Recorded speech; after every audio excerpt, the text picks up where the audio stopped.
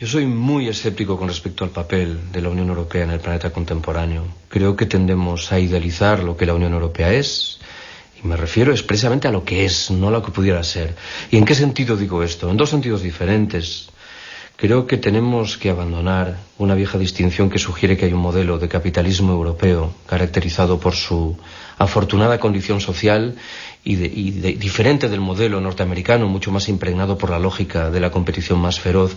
Estamos obligados a preguntarnos, en otras palabras, qué es lo que ha quedado del presunto modelo de capitalismo social europeo luego de 20 años de políticas neoliberales abrazadas por todos y cada uno de los gobiernos de los Estados miembros de la Unión y plasmadas, por cierto, en el Tratado de Maastricht y en el Tratado Constitucional. ¿Qué es lo más importante del reaccionarismo económico actual? El hecho de que efectivamente solo quieren jugar a favor de corriente y que hoy la corriente está en las grandes empresas.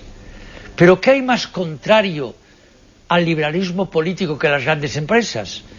Vamos, lo del señor Bush con Halliburton y con todas las grandes sociedades que le apoyan a él. ¿Cómo podemos llamar a Bush liberal? En ningún sentido. Vivimos en el imperio de las transnacionales, en el imperio del capital. Entonces esa es la diferencia sustancial entre el liberalismo y el neoliberalismo. Y el neoliberalismo utiliza esa coartada del libre mercado como una estrategia para apropiarse de todo. Telefónica, 133.000 trabajadores, 133.000 millones de beneficios. Repsol, 18.700 trabajadores, 117.000 millones de beneficios. Argentaria, 17.000 trabajadores, 80.000 millones de beneficios. Tabacalera, 11.000 trabajadores, 14.000 millones de beneficios. Y están eliminando también los servicios públicos por la razón muy simple. Es que la acumulación de capital exige que todo se transforma en mercancía. Porque es solamente sobre mercancías que usted puede hacer un provecho. Y el provecho sirve a la acumulación. El sistema económico vigente hoy en día a nivel mundial, representado por la OMC, por el Fondo Monetario Internacional, es un sistema basado en la idea de que la sociedad no existe. La sociedad. Existe un mundo de individuos en competencia permanente entre ellos. De ahí el artículo 1.3 del Tratado Constitucional. Competencia libre y no falseada. ¿Qué significa falseada? Significa que el Estado no debe intervenir, o sea, no existe. No, la sociedad desaparece. Lo que existe es únicamente la economía, el mercado.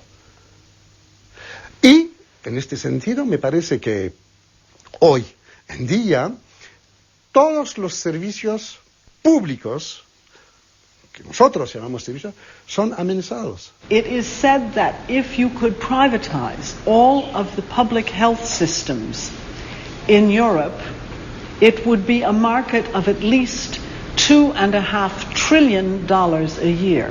Es un campo enorme. Solamente la educación en el mundo significa gastos de más de 2.000 millones de dólares. Así es una fuente extraordinaria de posibilidad de provecho.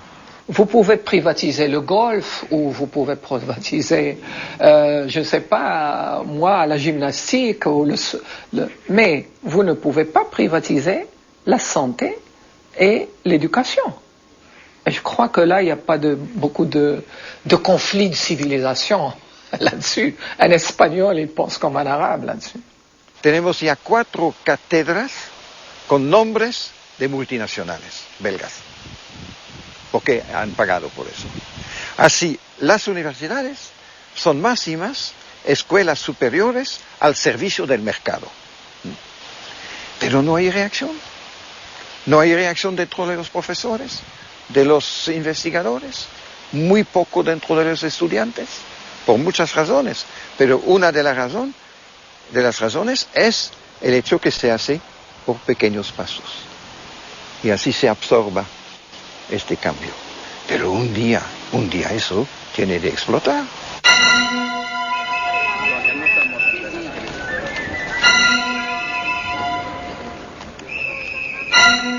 Il potere si concentra in alcune istituzioni finanziarie che sono fuori da un controllo politico democratico.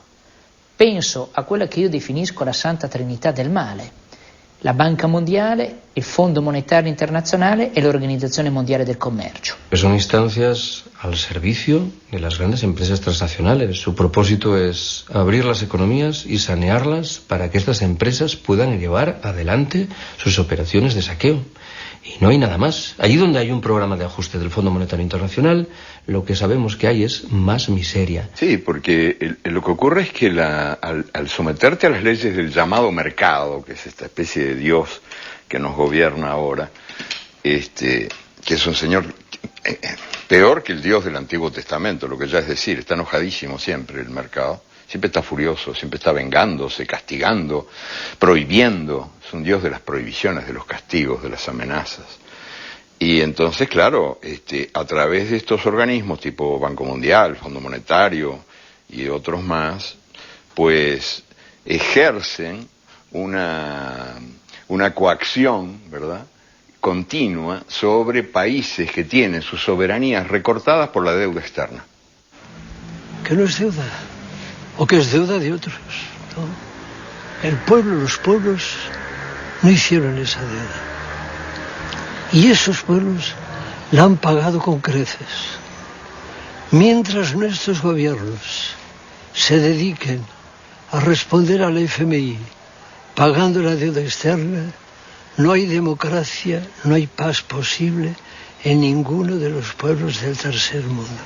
Y el primer mundo, sobre todo esos señores banqueros, que son los grandes usureros de la modernidad o de la posmodernidad, el primer mundo y ellos han de entender que así no hay futuro para la humanidad. Y estando en Italia, en Ferrara, Eduardo Galeano contó una breve historia que define claramente lo que está pasando con cada uno de nuestros pueblos. Y quiero compartirla con ustedes. Es casi un cuento. Le preguntaron a Eduardo dónde le encontraba los temas para escribir. Y él dijo que era muy simple, escuchaba lo que dice el pueblo. Y entonces cuenta que fue a un restaurante, se sentó y escuchó hablar al cocinero. Y el cocinero había hecho una asamblea donde estaban presentes las gallinas, los patos, los cerdos, los conejos, los faisanes. Y entonces les preguntó, dice, los he reunido para hacerles una pregunta. ¿Con qué salsa quieren ser cocinados?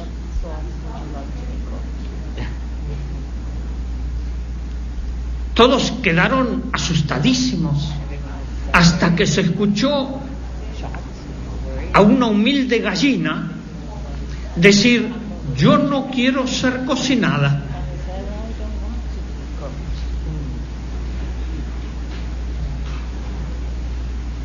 Entonces el cocinero dijo, un momento,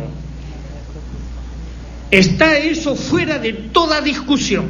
Ustedes lo único que pueden elegir es la salsa con que quieren ser cocinados. Eso no está pasando a nosotros. ¿Qué lección tenemos? ¿Ustedes eligieron la salsa con que quieren ser cocinados? ¿Tenemos esa resignación? ¿O comenzamos a cambiar